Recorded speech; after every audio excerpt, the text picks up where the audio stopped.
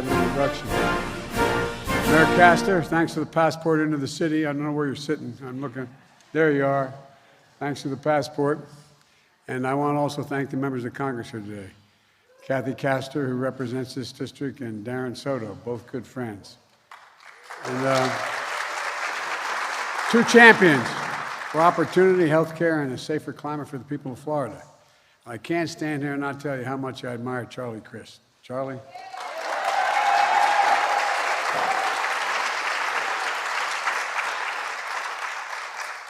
But don't think you're finished. Look, there's so many things we could focus on today at this great university, from education to foreign policy and a whole range of other issues. But earlier this week, I reported on the State of the Union. I said,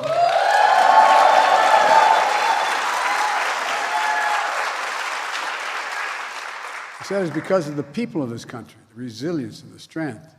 The soul of the nation is strong, and the backbone of this nation is strong, and the people of America are strong. It's never been a good bet to try to count us out. Never, ever, ever. We're often told that Democrats and Republicans can't work together. But as I told my Republican friends on Tuesday, if we could work together the last Congress, and we did, there's no reason we can't work together to get things done as well in this Congress. And Factba.se, an old friend of mine, when I was up in the Senate for 270 years, knows I know what I'm talking about on that score. We passed more major pieces of legislation in our first 2 years together, Democrats and Republicans, than any administration in history. The bipartisan infrastructure law, that was $1.2 trillion we agreed on to make us #1 in the world again. The CHIPS and Science Act, which is causing the investment of $300 billion, $300 billion to build these new fabs, they call them, factories to make chips, which we invented here in America, I might add. The PACT Act, which is to save the families and keep our commitment to all those who found ourselves in real trouble. We bipartisanly passed the Respect for Marriage Act. Don't tell me we can't get that.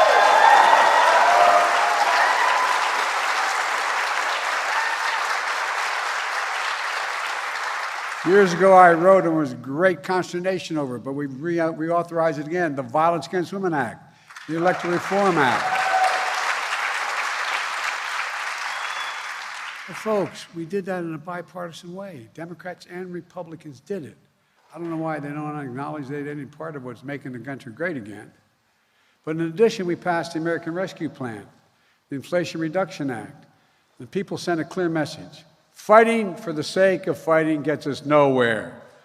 There's things we got to get things done. That's always been my vision for the country, and I think that's what the American people said in this off-year election. Yesterday, I went to Wisconsin, nice and warm like down here, to talk about how we're building an economy from the bottom up and the middle out. I'm so tired of trickle-down economics, not allowed to trickle down to my dad's table when we were growing up. Today, I came to Florida to talk about a critical piece of that plan, giving families and seniors just a little more breathing room, my dad would say, to lower your health care costs, and especially important here in Florida. As I'm not surprised any one of you, it is to other people around the nation, you have the highest percentage of seniors of any state in the nation. The highest percentage. Folks on fixed incomes, relying on Social Security and Medicare to get by. They deserve a greater sense of security and dignity. That's what my plan offers. To many Americans, lay in bed at night, staring at the ceiling, wondering what happens if I get sick, if I get cancer, or my wife gets breast cancer, or the kids get really sick. What happens? What happens? We're going to have to sell the house. What are we going to do? How are we going to pay our bills? I know my dad did that when he lost insurance at the company he worked for. Look, I get it.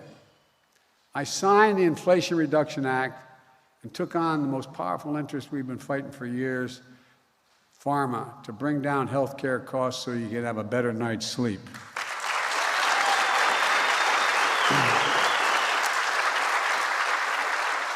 Although we passed it in the middle of last summer, And we let people know what was in it. No one saw it because it didn't take effect until January 1st of this year. Not a minute too soon. 1 in 10 Americans has diabetes. Millions need everyday insulin to stay alive. Insulin has been around for 100 years. Matter of fact, the guy who invented it didn't patent it because he thought it should be available to everybody.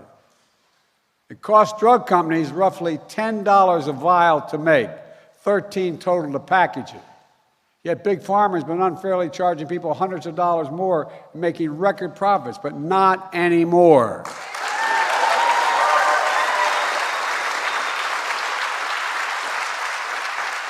We've capped the cost of insulin at $35 for seniors on Medicare. But there are millions of Americans not on Medicare, millions, including 200,000 young people with type 1 diabetes that need this insulin to save their lives. Let's finish the job. And cap insulin at $35 a month for everyone who needs it. You know, we pay more, I know Charlie knows this, we pay more on prescription drugs than any country in the world. Let me say that again. The United States of America pays more on prescription drugs than any country in the world. There are many drugs, like expensive cancer drugs, that cost up to $10,000, $12,000, $14,000 a year.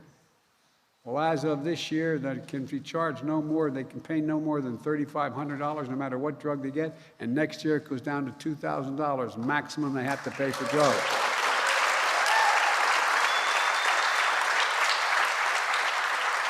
No matter how expensive the drug is, the total for the year has only had to be $2,000. And if drug companies raise prices faster than inflation, they'll have to pay Medicare back, the difference. Have to pay them back. We've also made common vaccines like whooping cough and shingles and free from, instead of $100 to $200 a shot. They're free for all Americans. And we're finally giving Medicare the power to negotiate drug prices. We've been trying to do this for years. And by the way, if just hold for a second, one of the things a lot of you know, we're in the military, we're able to, at the VA, they can negotiate the price they're going to pay for the drugs that soldiers and sailors and airmen, et cetera, need. But Big Pharma, up to now, has always stopped their ability to negotiate with them. Well, they're the only group in the world we can't negotiate with, couldn't negotiate with. But we finally got it done. Bringing down prescription drug costs doesn't just save seniors money. It will cut the federal budget by hundreds of billions of dollars. Not a joke. Because instead of paying $400, they're going to pay $35 for it. That's the government's cost. So this also brings down the deficit. You guys have to stand the whole time? I'm sorry. Why don't you bring us some extra chairs here, for real? Do we have chairs out there? That's not right. You sure? I know you can do it, but all right. If you want to come up on stage, you can do that too if you want to. Look, this is pretty basic. This is pretty basic. When I meet with the new Republican leadership, they say they're not going to raise taxes on anybody at all, and they're not going to do that, they're just going to cut. They say, what would you cut? I said, well, start off, if you don't stop trying to do away with the legislation I did to hold Big Pharma accountable, I'm going to cut by hundreds of billions of dollars a day. And they looked at me like, what the hell is he talking about?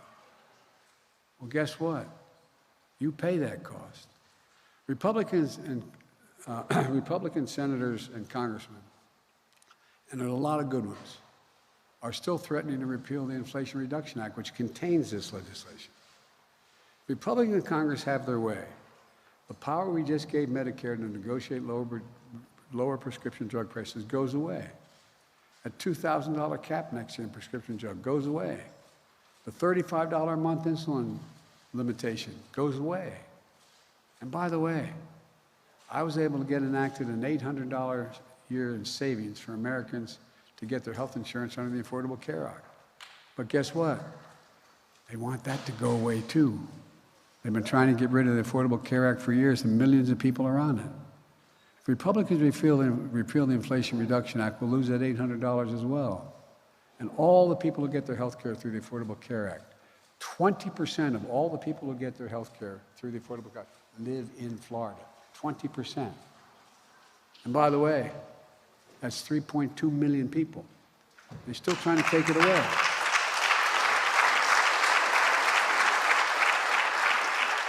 And I might note, just parenthetically, I'll get back to this, but we were able to do all this, and I cut the budget by $1.7 trillion. 1.7, more than any president has in all of American history.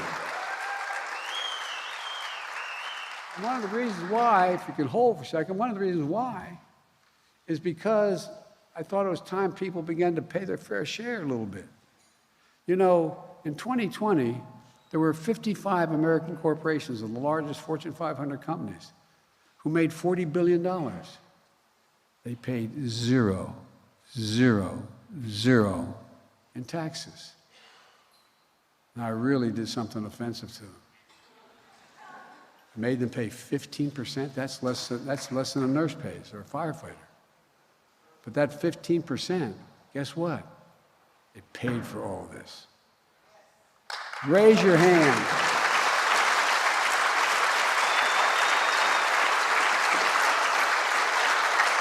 And I made a commitment when I got elected, I'm going to keep it. I kept it. I'm going to keep it. No one making less than $400,000 will pay an additional penny in tax. Not one single solitary cent.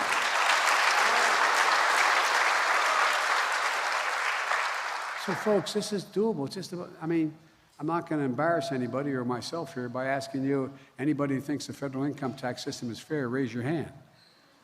It's not, look, you got, right now, there are 1,000 trillionaires in America. Billionaires in America. 1,000. It went up from 600 and some, just in 2 years. You know how much they average pay, the average percent of their salary, their income they pay? 3%. 3. Well, it's less than the police officers I met a little bit earlier. Well, folks, look, make no mistake about it. If they try to raise the cost of prescription drugs or abolish the Affordable Care Act, I will veto it.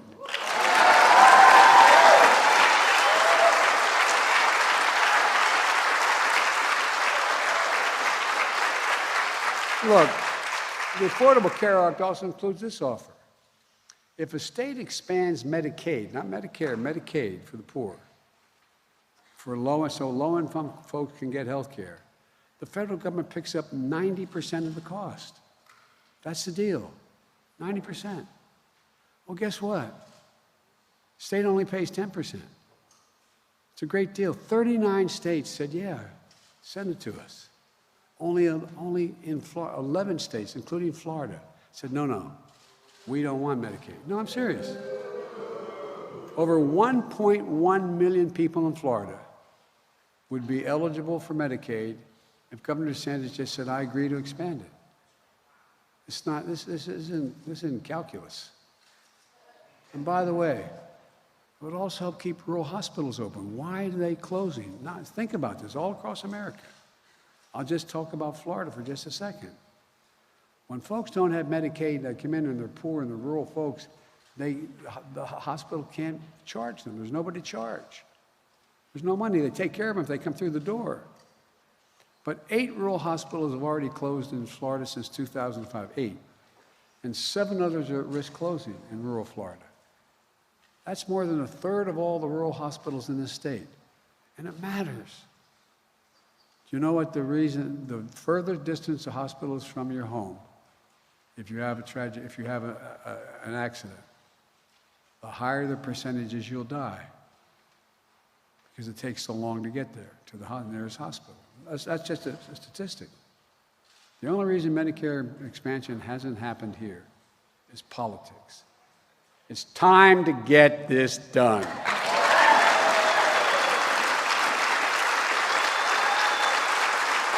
It really is. And to be done as you've been elected.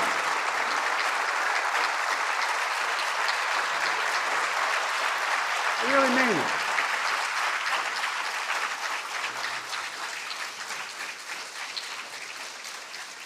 I really don't. don't get it. It's not like you're the poorest state in the union. Look, now you may have seen we had a little bit of a spirit debate at the State of the Union. Well, I guess I shouldn't say anymore. But particularly with Social Security and Medicare. Republicans seemed shocked when I took out the pamphlets they were using about cutting Medicare and Social Security. Read from, Senator Scott's proposal. Read from the proposal from the senator from Wisconsin. They were offended. Liar, liar. By the way, the last person who said that on the floor of the Senate got censored by the Senate, by the Congress. But there are about 4 or 5, I don't know how many. I reminded them that Florida's own Rick Scott is the guy who ran the Senate campaign committee for Republicans last year, had a plan to sunset. Maybe he's changed his mind. Maybe he's seen the Lord. But he wanted a sunset, meaning if you don't reauthorize it, it goes away. Sunset Social Security and Medicare every 5 years. Now, it's not likely to get voted out, but I'll tell you what, it's likely it got cut drastically if you had to do it every 5 years. The very idea the senator from Florida wants to put Social Security and Medicare in the chopping block every 5 years, I find to be somewhat outrageous. So outrageous that you might not even believe it. But it's what he said. I won't do it again, but well, I will.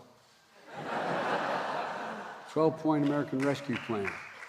One of the points, all federal legislation sunsets every 5 years. If the law is worth keeping, the Congress can pass it all over again. Look, if it doesn't get reauthorized, it goes out of existence. If Congress wants it, they got to keep it, and they got to vote on the same thing. And then, in case there was any doubt, just yesterday, he confirmed that he still likes his proposal. Well, I guarantee you, it will not happen. I will veto it. I'll defend Social Security and Medicare.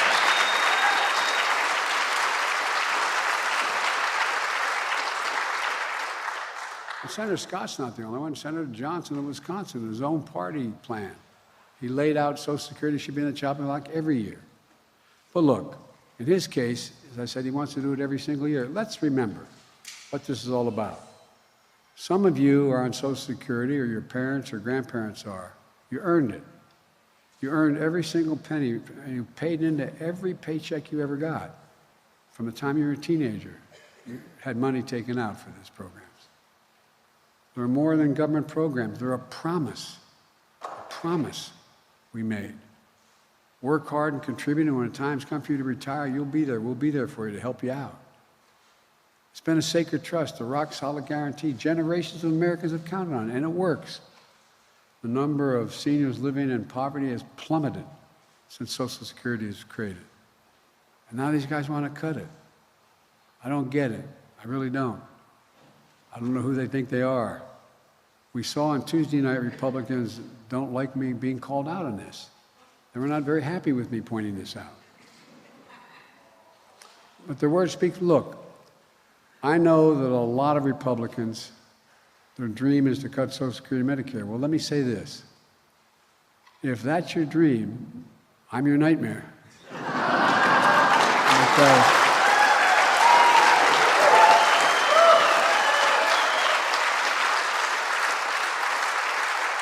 By the way, that may be redundant. I think they already think I am. But if anyone tries to cut Social Security, we're going to stop it.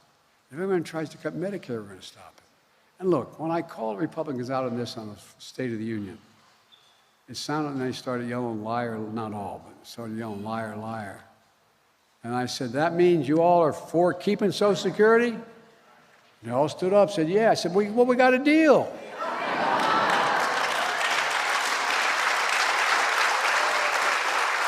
Sounded like they agreed to take these cuts off the table. I sure hope so. I really mean it. I hope so. Because they stood up, the vast majority of them said, yes, we will not cut Social Security or Medicare. Now, granted, I'll believe it when I see it, but we're going to both lay down our budgets very soon. The Speaker of the House has been reasonable in terms of discussions with me so far. He talked about all these things. I said, look, why don't we just, by I think it's March, the first week in March, why don't we just lay out our budgets? You put yours down, I'll put mine down. And our people sit and compare them. decide where we can make a compromise if we can make a compromise. When I put mine down, they're going to see I lowered the deficit this year by $2 trillion in what I'm talking about.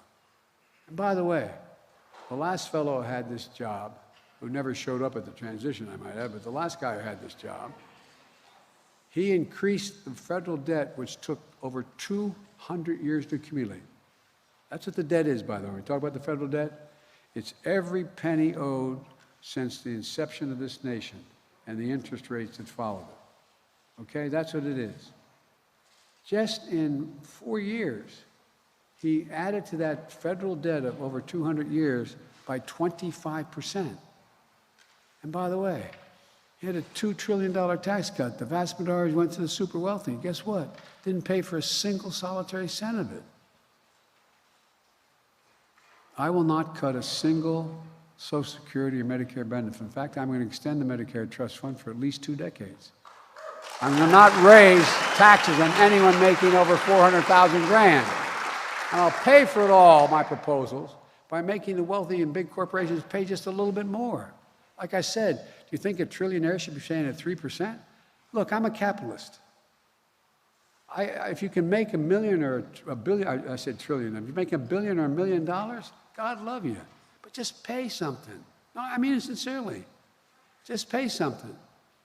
Capitalism without competition is exploitation.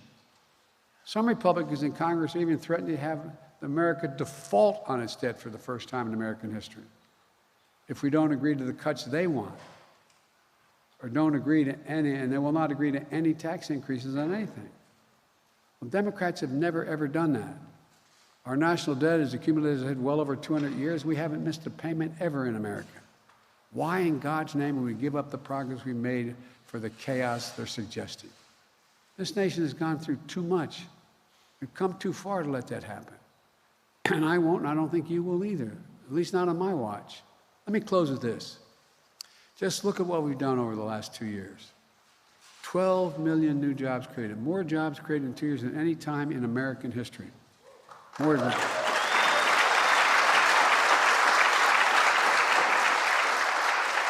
800,000 manufacturing jobs. Where in God's name is it written that we can't lead the world in manufacturing again like we used to? The lowest unemployment rate in 50 years. Inflation coming down 6 months in a row with more to go. A record 10 million Americans have applied to start a small business. 10 million. Never happened before. It's clear our overall economic plan is working, but there's much more work to do. Now let's build on the progress we made. Let's protect lower prescription drug costs for seniors, expand health coverage for more who need it and can't get it, defend and strengthen the Social Security and Medicare system, keep building the economy from the bottom up and the middle out. We know we can do this. I've long said, it's never ever, and I mean this from the bottom of my heart, it's never ever been a good bet to bet against the American people. And I can honestly say,